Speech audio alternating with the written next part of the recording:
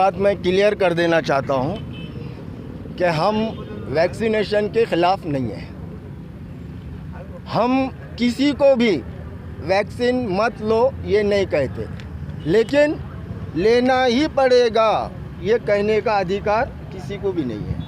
किसी को भी नहीं है, मतलब नोबडी, कलेक्टर को भी नहीं, कमिश्नर को भी नहीं।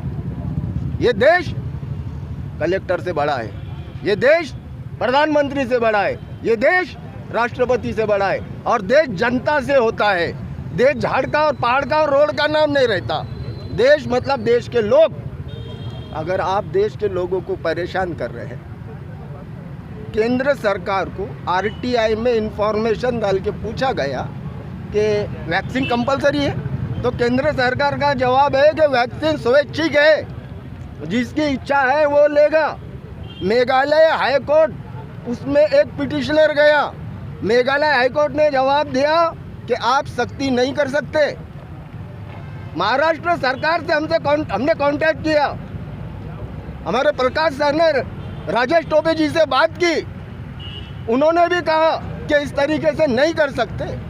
तो अफसोस इस बात का है, और सवाल ये है कि कलेक्टर किसके आदेश से काम कर रहा है। और ये जब सेंट्रल गवर्नमेंट के भी आदेश नहीं है, महाराष्ट्र गवर्नमेंट के भी आदेश नहीं है, तो माननीय उद्धव ठाकरे जी, आपसे हम पूछते हैं, आप एक कलेक्टर को कंट्रोल नहीं कर सकते तो महाराष्ट्र क्या चलाएंगे आप?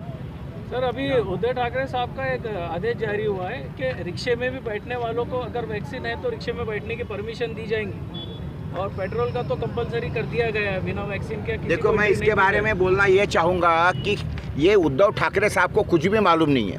पिछले 20 महीने से वो तो मंत्रालय में नहीं आया हुआ है आदमी।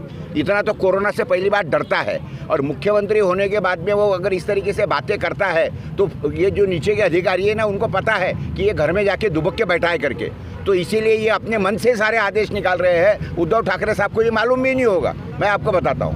उद्धव ठाकरे साहब के आदेश आए सर कि हॉल में भी 50% 50 लोगों को एंट्री दी जाए। अरे भैया, मेरा ये बोलना है कि ये इनके आदेश अगर लोगों ने जुगाड़ दिए तो ये कितने लोगों को अरेस्ट करेंगे? इनके पास में पुलिस है कितनी और करेगी क्या?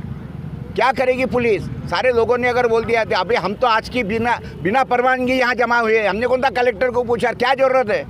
आज़ाद देश के आज़ाद नागरिक हैं हम लोग, और मैं सारे लोगों को आह्वान करता हूँ, कुछ मानो मत, पुलिस को नहीं मानने का, कलेक्टर के आदेश कुछ मानने का नहीं है। हजारों के तादाद में रास्ते पे आ जाओ, और इनमें दम है तो मेरे पे गुनाह दाखिल करो कि मैंने लोगों को उकसाया करके। डेफिनेटली मैं जेल में जाने के लिए तैयार हूँ।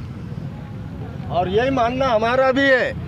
या मैं बार बार एक बात को कहता हूँ कि देश के नागरिकों से होता है, और अगर से ये कलेक्टर मुख्यमंत्री से कंट्रोल नहीं होता तो हमारी डिमांड है कि ये मुख्यमंत्री ने भी राजीनामा देना चाहिए।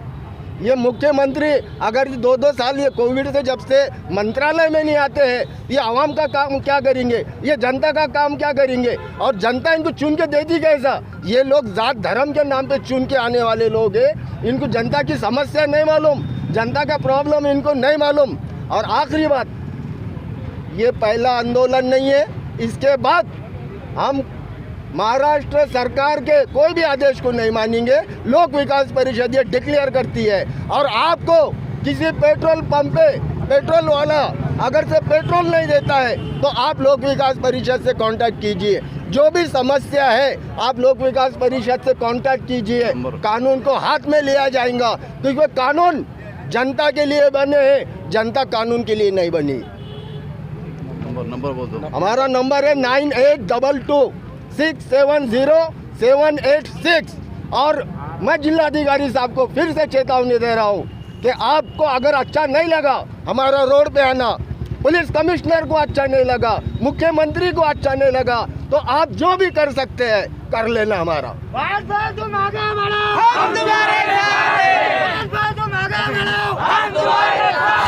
सारे बंद करने की जो बातें चल रही है, मैं ऐसा समझता हूँ कि ये सरकार की सादी सरल धोखाधड़ी चल रही है। जब राइटिंग में पूछे जाती है तो सरकार बोलती है कि नहीं, वैक्सीन लेना कोई जोर ज़बरदस्ती नहीं है, लेकिन काम ऐसे किए जा रहे हैं। आदमियों को हर जगह पे पाव पर जहाँ पर जाइए रोकने की कोशिश हो रही है। ना पेट्रोल दिए जा रहा, ना डीजल दिया जा रहा। अरे जेरॉक्स तक के निकालने के लिए, ऑटो रिक्शा में बैठने के लिए, और अपना जो संवैधानिक अधिकार है देश के अंदर ये अपना अन्न सुरक्षा का कानून चालू है और उसके बावजूद ये लोग बोलते हैं कि आपको राशन नहीं देंगे, टमका नहीं देंगे, ढिमका नहीं देंगे। तो ये सारा मैं ऐसा समझता हूँ कि सारे गैर संवैधानिक काम गवर्नमेंट कर रही है। और मैं इनको ये इशारा देना चाहूँगा कि अगर आप में इतना दम है तो पहले लिख के दीजिए कि वैक्सीन लेने के बाद में हमको इसके कोई एडवर्स इफेक्ट नहीं होंगे।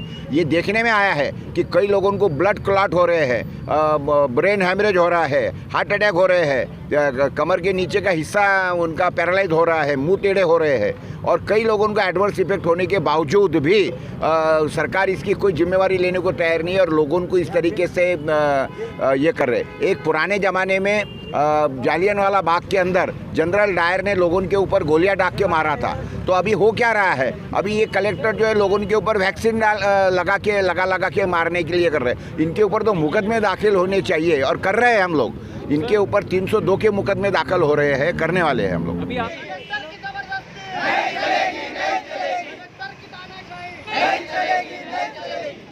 वैक्सीन की सख्ती नहीं चलेगी, नहीं चलेगी। वैक्सीन की सख्ती नहीं चलेगी, नहीं चलेगी।